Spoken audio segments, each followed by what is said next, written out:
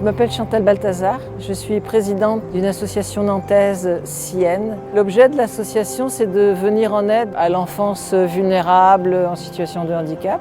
Bonjour, Annie Vollet, j'interviens ici au titre de ma fonction à la RIFT. Je m'appelle Tiernosso et je suis président de l'association des paroles et des actes. Elle intervient dans beaucoup de domaines, l'éducation, la santé, le sport, l'environnement, l'eau et l'assainissement. Je m'appelle Jean-Sébastien Kella, fondateur de Santé Recycle.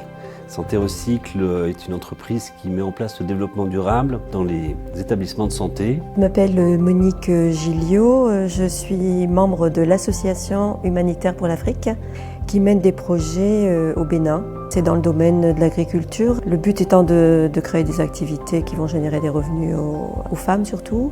Alors je m'appelle Célia Potvin, je suis ingénieure agronome. Alors moi je suis Céline, je suis chef d'atelier transfo chez les Anges Gardins. On a rencontré Muriel des Pays de Loire Coopération Internationale qui nous a effectivement parlé que ce type de mission était possible sous un dispositif qui s'appelle Explore. La mission qui m'a été confiée est donc une mission d'expertise, d'évaluation des besoins en formation des personnels qui exercent actuellement à la Petite Fourmi.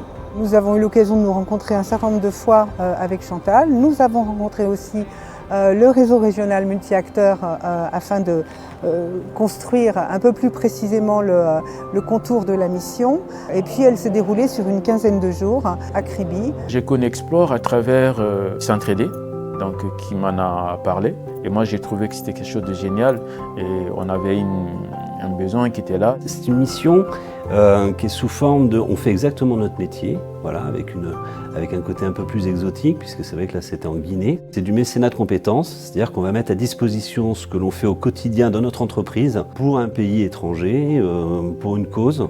Donc la première demande de spécialistes dans le cadre d'un programme Explore, c'était surtout sur l'aspect validation technique, pour savoir si le processus qui avait été mis en place, il était conforme sur la qualité du produit. Donc j'étais partagée entre mes angoisses d'aller au Bénin et mon envie quand même d'aller aider. Du coup, Monique a réussi à me convaincre de passer au-dessus de mes angoisses et je suis partie au Bénin. Alors pour moi, le Cameroun, c'était complètement une découverte. Je ne connaissais pas du tout l'Afrique subsaharienne. Il nous paraît vraiment important, voire même essentiel, qu'un des membres de l'association puisse accompagner l'expert. Un membre qui a déjà une connaissance plus fine du contexte, de la culture. La première chose que l'on fait, bien évidemment, c'est qu'on cherche, on se renseigne sur la culture locale. C'est tout à fait le type de mission desquelles on revient différent. Ça donne l'occasion à des gens comme nous d'aller apporter leurs compétences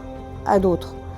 Mais au-delà de ça, ça nous bouscule dans nos pratiques et ça crée des liens d'amitié, des ponts qui sont très intéressants parce que c'est des choses qui vont durer. C'est vraiment un projet qui a tout son sens. Au sein de l'association, on a des bénévoles, on a des partenaires, mais on manque de compétences dans ces domaines-là. Et Explore permet de résoudre ce problème-là.